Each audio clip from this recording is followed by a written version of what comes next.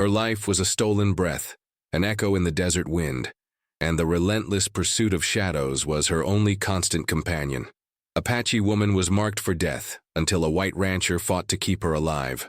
Before we get into this tale, let us know in the comments, where are you watching from, and subscribe if you want more content like this one.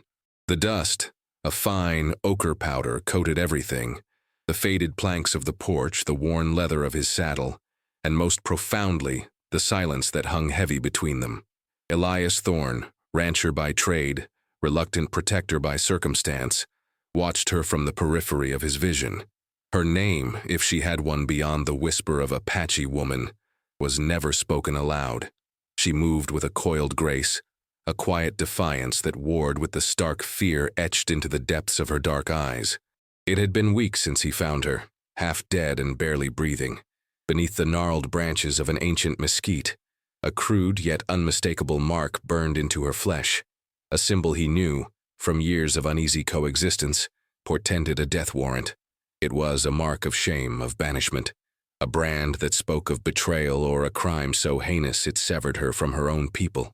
Elias had seen plenty of marks in his life, brands on cattle, scars on men, the indelible stains left by prejudice on the land itself. But this mark, an almost imperceptible scarring on her left wrist, carried a weight he couldn't quite fathom, a primal dread that seemed to seep from her very being and settle into the quiet corners of his sprawling ranch.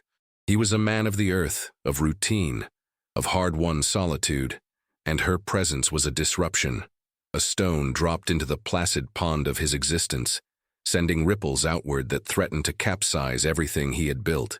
He knew the townsfolk would talk, were already talking, their whispers like a dry, rustling wind, carrying condemnation and suspicion. A white man, sheltering an Apache woman, especially one bearing such a mark, was an open invitation for trouble, for scrutiny, for violence even.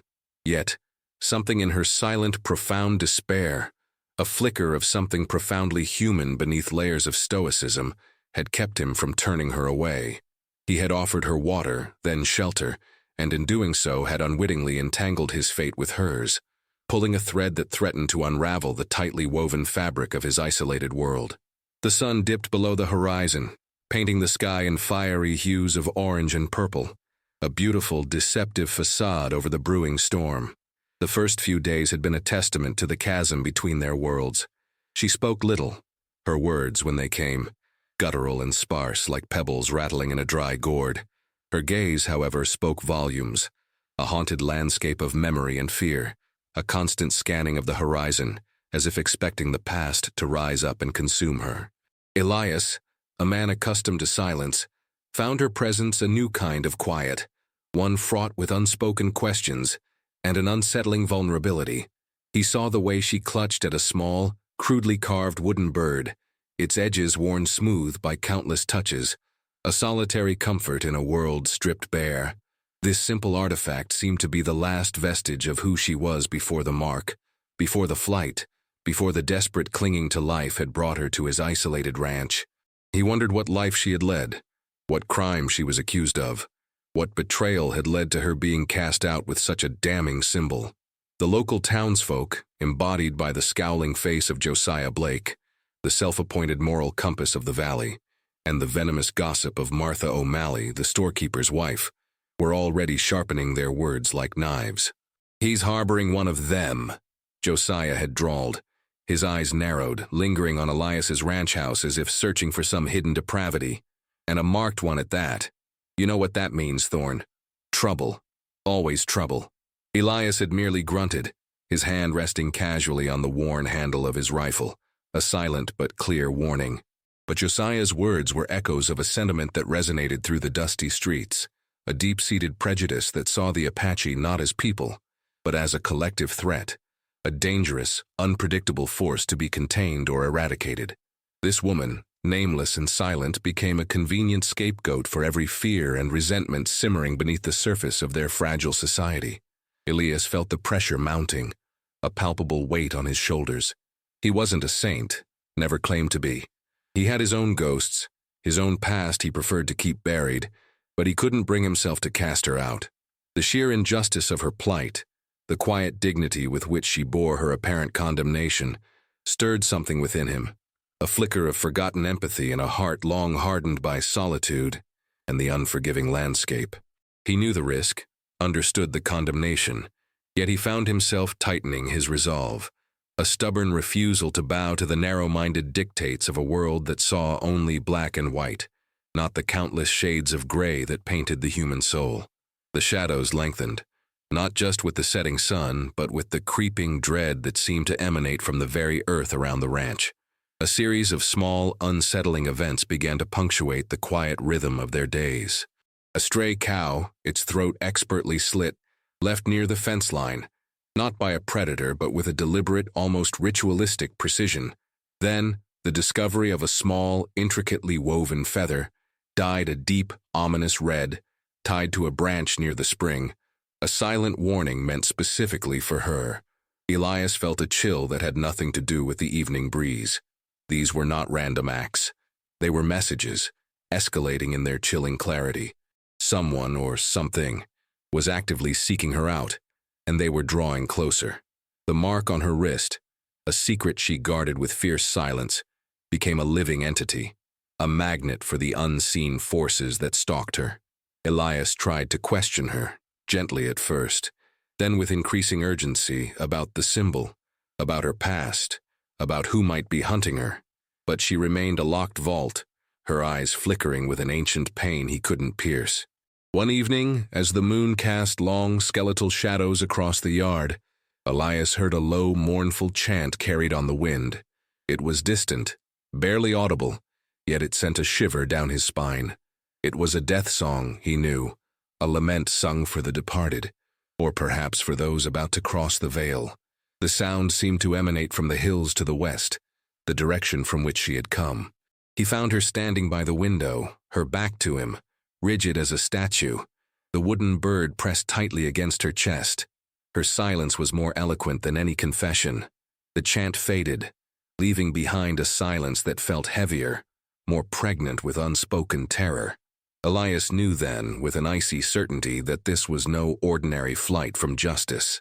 This was something deeper, something rooted in the traditions and spiritual beliefs of her people, something far beyond the understanding of the townsfolk or even himself. He began to see the true danger, not just in the visible threats, but in the unseen currents of fate and tradition that bound her. The more he tried to understand, the more he was drawn into a web of ancient secrets and simmering resentments. He was a rancher, accustomed to practical problems, to fences and cattle and weather, but this was a problem of the soul, of history, of a fate decreed. The suspense tightened around them, an invisible noose, and Elias, against his better judgment, found himself tightening his grip on the reins, preparing for a ride into the unknown. The night wind carried the scent of rain, a desperate plea from the parched earth, but it offered no balm to the burning questions that plagued Elias. He found her later, huddled by the small, crackling fire in the hearth, her face illuminated by the flickering flames, revealing the subtle contours of bone beneath taut skin. He didn't ask again. Instead, he simply sat opposite her, tending the fire, and waited. Perhaps it was the shared silence, the primal comfort of the fire, or the growing weight of the unseen menace, but she finally spoke, her voice a fragile whisper against the roar of the wind outside. "The mark.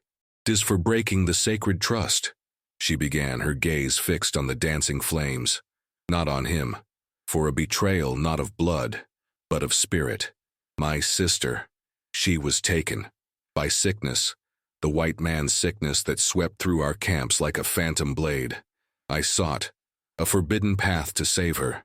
A ceremony whispered of only in the darkest nights. A binding of spirits.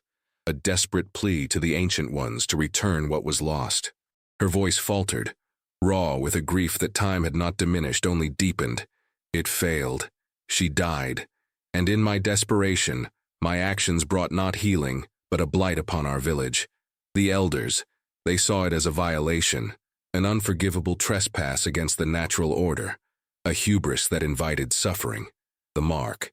It means I am tainted soul, not to be killed by our hands, but to be shunned, to wander alone until the earth claims me. But some, Some believe the blight must be cleansed, that my death will restore the balance. A tear, a single, glistening path, traced its way down her dust-streaked cheek, a stark contrast to the stoicism that usually encased her. Elias felt a profound shift within him. It wasn't about a crime, not in the way he understood it, but a spiritual transgression, a desperate act born of love and despair.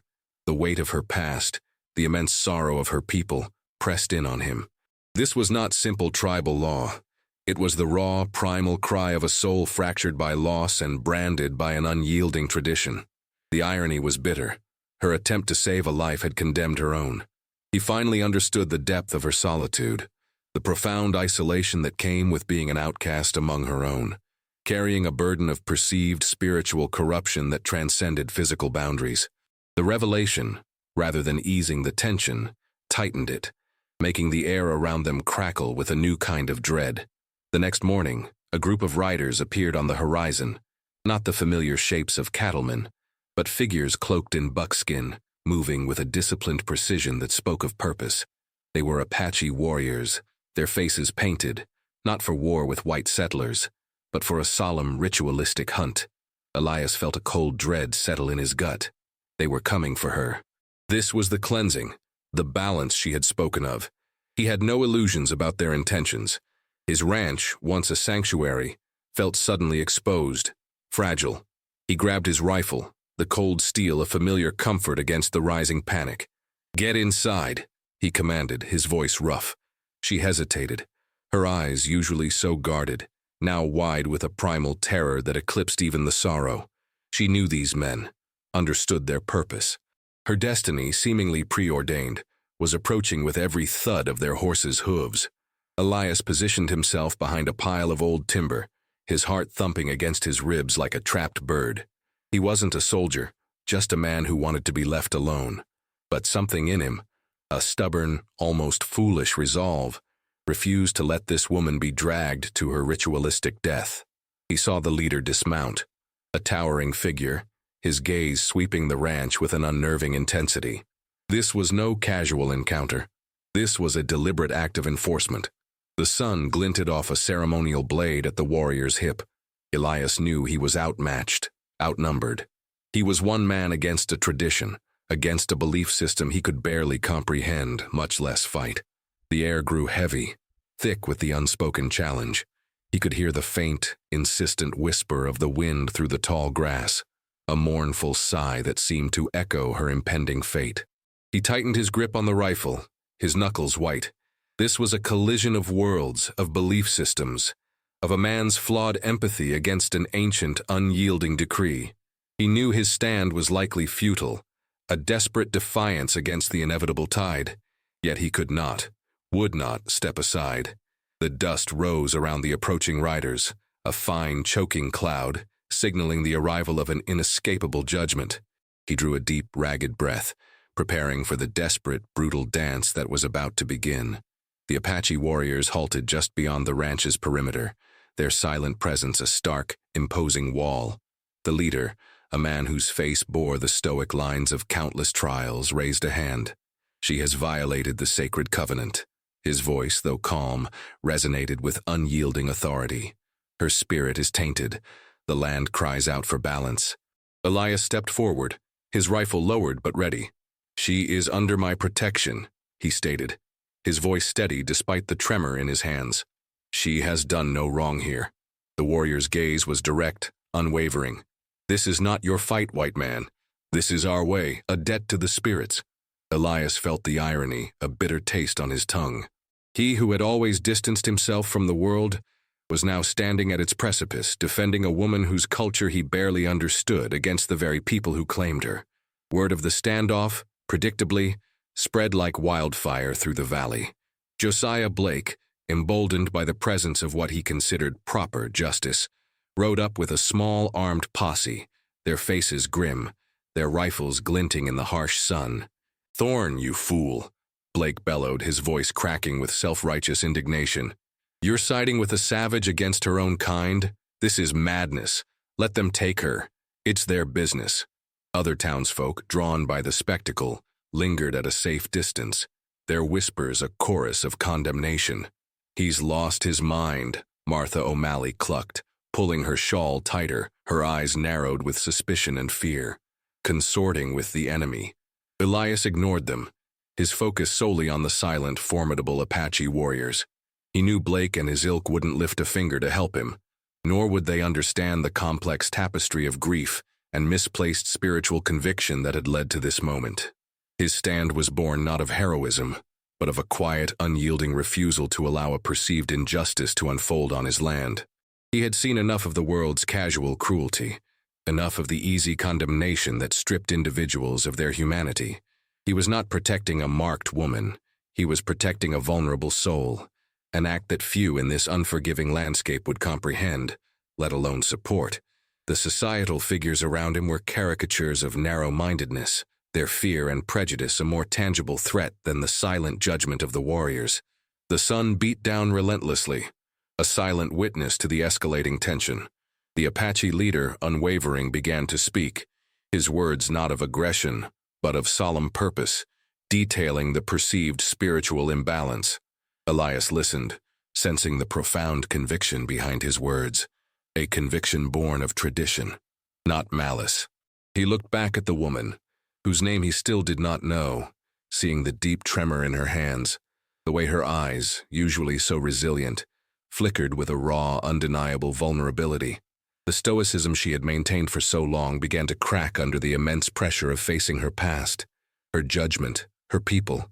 I do not fear death," she finally whispered, her voice barely audible, raw with emotion.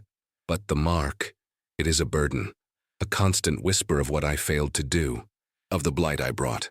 She spoke not of the physical threat, but of the internal torment, the profound guilt that had been her constant companion. Elias saw it then, truly saw it. The human beneath the label, the woman beneath the condemnation. Her flawed attempt to save her sister, born of desperate love, had led her to this precipice. "You tried to save someone you loved," Elias said, his voice softer than he intended. "There's no shame in that." He remembered his own failures, his own desperate attempts to outrun a past that still haunted him, the gnawing regret of words left unsaid, actions left undone. A profound empathy, unexpected and unwelcome, bloomed in his chest. In that moment, the chasm between their worlds, between white rancher and Apache woman, seemed to narrow. They were both flawed, both marked by their own histories, both struggling under the weight of unfulfilled desires and the ghost of what might have been. She met his gaze, and for the first time he saw not just fear, but a flicker of exhausted trust, a recognition of shared humanity. The sun beat down, and the world seemed to hold its breath. Elias knew that the Apache warriors would not back down easily. Their purpose was sacred, their resolve absolute. But now his own resolve had deepened, strengthened by the glimpse into her soul, by the shared vulnerability that transcended language and culture. He was no longer just protecting a stranger. He was protecting a piece of himself, a reflection of his own buried pain. The air vibrated with a potent silence, the standoff stretching into an agonizing eternity. The Apache leader remained impassive, his eyes fixed on Elias, a silent challenge in their depths. Elias knew he couldn't keep them at bay indefinitely. Their numbers and their unwavering resolve spoke of an inescapable fate. The townsfolk, meanwhile, grew restless, their murmurs growing louder, their impatience palpable. Josiah Blake began to stir, his hand hovering over the pistol at his hip, clearly itching for a reason to intervene, to restore order through violence. The danger was multiplying, a pincer movement of ancient tradition and modern prejudice closing in.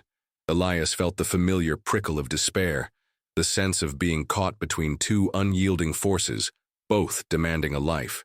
He scanned the landscape, his eyes searching for an escape, a loophole, any crack in the seemingly impenetrable wall of their situation. There was none. The ranch was surrounded, a solitary island in a sea of condemnation. He looked at the woman again, her face a mask of weary acceptance. She was prepared to face her fate, to surrender to the beliefs that had condemned her. But Elias was not. A stubborn refusal, a furious defiance against the casual cruelty of fate, surged through him. He was a rancher, yes, a man of simple needs and hard work, But he was also a man who had seen too much injustice to stand idly by. His own past, a tangle of choices and regrets, echoed in the silent strength he now found.